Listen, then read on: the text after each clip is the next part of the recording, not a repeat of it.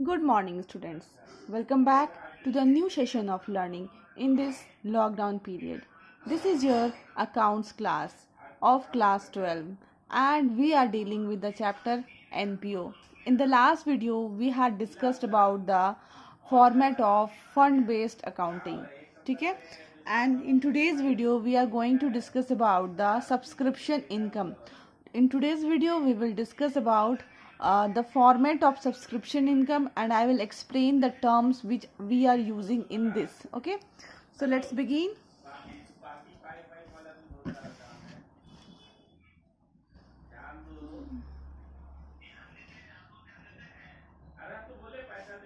Calculation of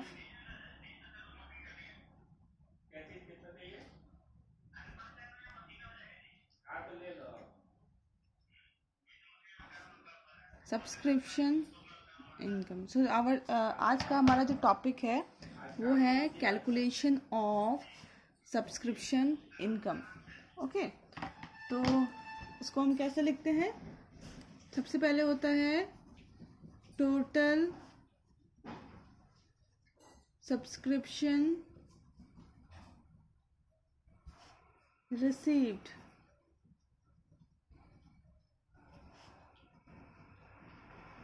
during the year. सबसे पहले हम लिखते हैं total subscription received during the year, मतलब पूरे साल में हमने कितना सब्सक्रिप्शन रिसीव किया. ये हमें कहाँ से मिलता है? रिसिप्ट एंड पेमेंट अकाउंट से मिलता है. ओके, ये हमें कहाँ से मिलता है? रिसिप्ट एंड पेमेंट अकाउंट से मिलता है. Total subscription received. ओके, फिर इसमें हम ऐड करते हैं सब्सक्रिप्शन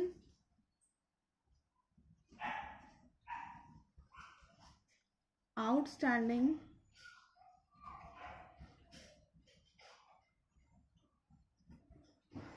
या फिर आउटस्टैंडिंग का दूसरा मतलब होता है due at the end. Subscription outstanding at the end. ठीक है, देन फिर हम प्लस करते हैं सब्सक्रिप्शन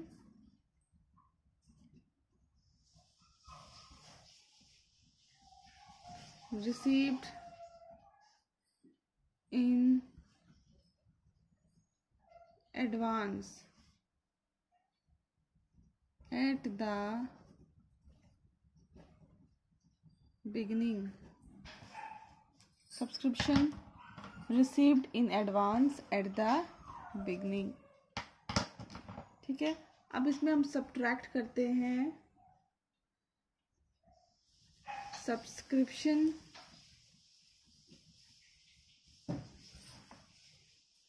आउटस्टैंडिंग या फिर ड्यू at the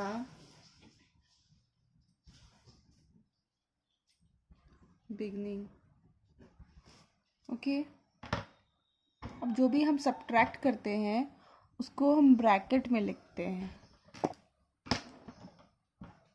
नेक्स्ट है हमारा subscription received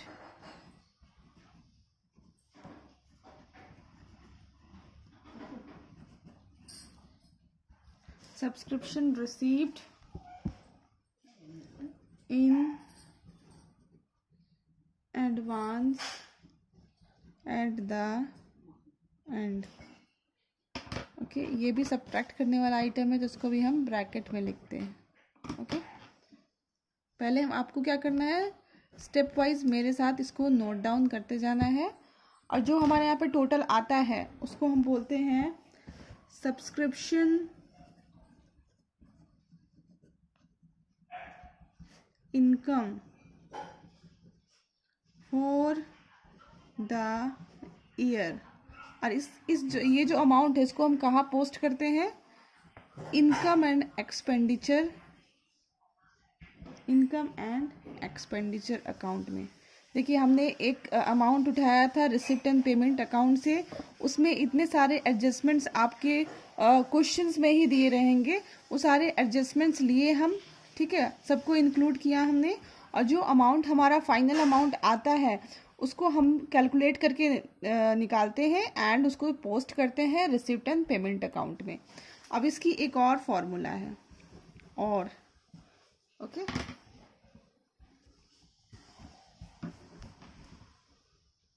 subscription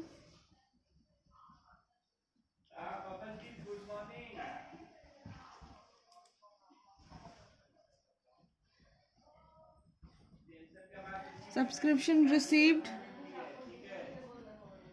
for the current year, subscription received for the current year, ठीक है, हमने जो भी रिसीव किया उसमें फिर प्लस करते हैं सब्सक्रिप्शन आउटस्टैंडिंग, या फिर इसको हम लोग बोलते हैं due for the current year, ठीक है।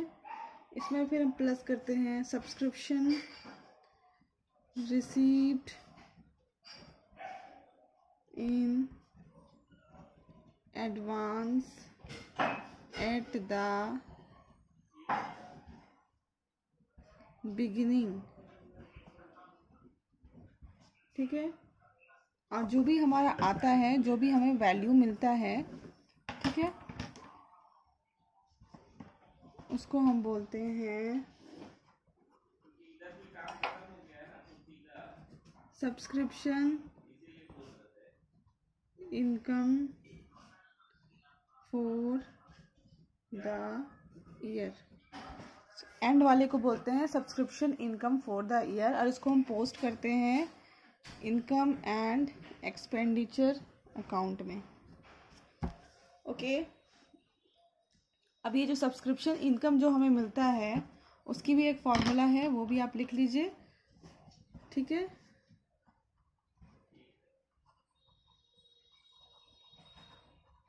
Subscription income is equal to number of members into fees per member, ऐसे करके क्या करेंगे हम लोग, सब्सक्रिप्शन इनकम फाइंड आउट करेंगे। अब हम लोगों ने जितना भी कुछ लिखा है उसको हम लोग समझते हैं, ठीक है। ये देखिए, अगर मैं इसको 3 ईयर में डिवाइड करूं, अभी हमारा क्या चल रहा है 2020, ठीक है, दिस इज आवर 2020, ये हमारा करंट ईयर है, no doubt we are in 2020। इसके बाद क्या आने वाला है 2021, this is my previous year, sorry future year है ये हमारा, एंड हमारा फ्यूचर ईयर कौन सा होगा 2019 होगा हमारा प्रीवियस ईयर, ठीक है। तो अभी हम समझ लेते हैं फिर से, दिस इज आवर 2020 जिसको हम बोल रहे हैं करंट ईयर है। इसके पहले वाले साल क्या था, जो बीत गया है वो साल है 2019 जिसको हम लोग बोलते हैं प्रीवियस ईयर, एंड 2021 को जिसको हम लोग बोलते हैं फ्यूचर ईयर, मतलब आने वाला ईयर, ठीक है। तो मान लो मैंने एक क्लब खोल के रखा हुआ है, ठीक है, मान लो मैंने एक क्लब खोल के रखा हुआ है, तो आपको तो पता है एनपीओ का बेसिक सोर्स ऑफ इनकम क्या होता है, subscription, entrance fees, donation, charities, यही सब सारे होते हैं, ठीक है। तो मैंने क्लब खोल के रखा है, मेरे क्लब में बहुत सारे मेंबर हैं, मान लो यहाँ पे भी बहुत सारे मेंबर थे,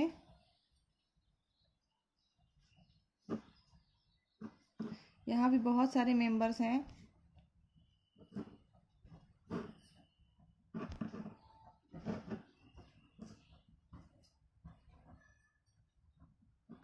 ठीक है, यहाँ भी बहुत सारे मेंबर्स थे, ठीक है। तो यहाँ पे आप मेंबर्स देख रहे हैं, तो ये सारे मुझे हर एक ईयर का सब्सक्रिप्शन फीस जो है देते हैं। ठीक है, तो मैंने यहाँ पे एक मेंबर है, this is the one member, जिसको मैंने बोला कि आपकी जो सब्सक्रिप्शन फीस है 4000 है। ठीक है, आपकी सब्सक्रिप्शन फीस 4000 है, आपको पे करने हैं इस साल के 2019 के, बट इसने नहीं दिया मुझे वो फीस। ठीक है, मैंने अगेन उसको मांगा, ही रिफ्यूज्ड, अगेन मैंने मांगा, he refused, but he paid me in the current year. जो मेरे लिए अभी करेंट ईयर है उसमें उन्होंने फीस दिया।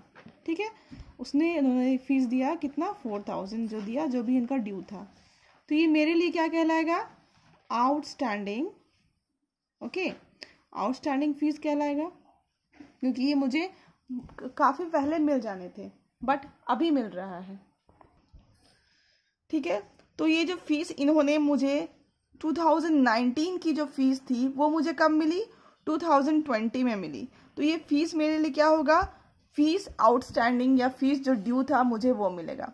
अभी आप देखिए, ये साल का बिगिनिंग है and this is ending. Okay, this is my beginning of the year and this is ending of the year. Okay, तो ये हम क्या बोलेंगे, fees outstanding received at the beginning.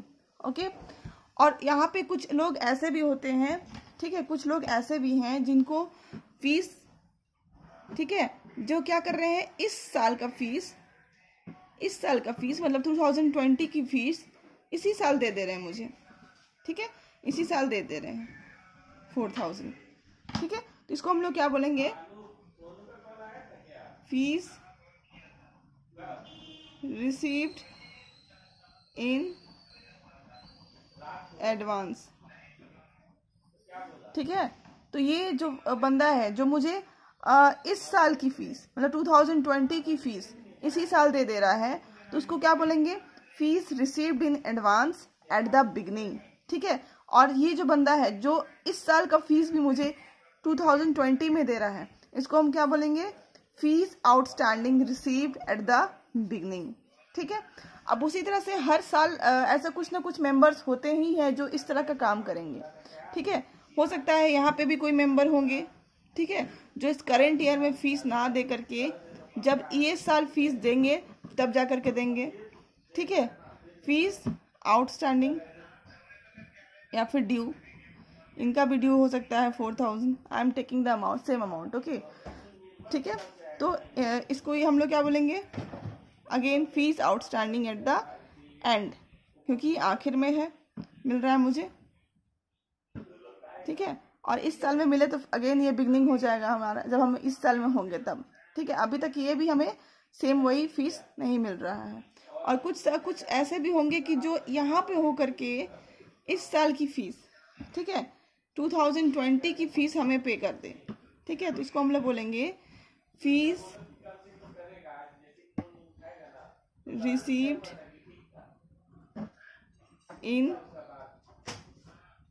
Advance. ठीक है, यहाँ पे हम अगर ये बंदा जो है 2021 का फीस मुझे 2020 में ही दे दे तो हम लोग क्या बोलेंगे, फीस रिसीव्ड इन एडवांस। ठीक है, तो इसी तरह से हमारा चलता रहता है। तो पूरे आपको क्वेश्चन में इसी तरह के केसेस मिलेंगे जो आपको समझना पड़ेगा। कुछ लोग क्या करेंगे, इसी साल का फीस को अगले साल देंगे तो वो हो जाएगा आउटस्टैंडिंग। ठीक है, अब आपको देखना पड़ेगा वो आउटस्टैंडिंग बिगिनिंग का है या फिर एंड का है। और कुछ लोग क्या करेंगे, प्रीवियस ईयर लाइक 2020 की फीस भी इसी साल दे देंगे, क्योंकि कुछ अच्छे लोग भी होते हैं और कुछ बुरे लोग भी होते हैं। अच्छे बुरे का छोड़ दीजिए, किसी के पास पैसा होता है और किसी के पास पैसा की कमी हो जाती है कभी कभार। This is the main problem. तो इस तरह के केसेस आपको पूरे क्वेश्चंस में मिलते रहेंगे। तो आज हमने बस फॉर्मूला डिस्कस करा, उसको एक्सप्लेन करने की कोशिश करा। अब नेक्स्ट वीडियो में हम लोग क्या करेंगे, क्वेश्चंस स्टार्ट करेंगे। Till then keep learning and try to solve the examples. Okay, so keep studying and thank you.